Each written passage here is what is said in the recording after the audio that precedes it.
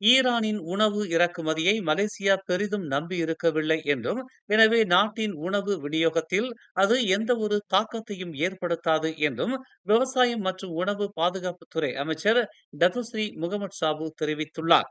ஈரானிடமிருந்து பேரீச்சம் பழங்கள் மற்றும் பருப்புகள் போன்றவற்றை மட்டுமே மலேசியா இறக்குமதி செய்து வருகிறது என்று அவர் குறிப்பிட்டார்.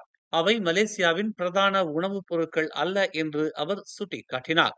ஈரானிடமிருந்து நாம் அதிக அளவுக்கு உணவுப் பொருட்களை இறக்குமதி செய்யவில்லை என்றும், இந்தியா, பாகிஸ்தான், மத்திய கிழக்கு, சீனா, ஆசியான் நாடுகள் ஆகியவற்றிடமிருந்தே நாம் பெரிய அளவில் உணவுப் பொருட்களை இறக்குமதி செய்து வருகிறோம் என்றும் அவர் தெரிவித்தார். ஈரானுக்கும் இஸ்ரேலுக்கும் இடையே தற்போது நடைபெற்று வரும் மோதல் மலேசியாவின் உணவுப் பொருள் விநியோகத்தை பாதிக்குமா என வினவப்பட்டதற்கு அவர் இவ்வாறு தெரிவித்துள்ளார். மேலும் செய்திகளை தெரிந்து கொள்ள தமிழ் மலர் நாளிதழை பாருங்கள். உடனுக்குடன் செய்திகளை தெரிந்து கொள்ள தமிழ் மலர் இணையதளம், தமிழ் மலர் செயலி மற்றும் மலர் டிவி யூடியூப் சேனலை வலம் வாருங்கள்.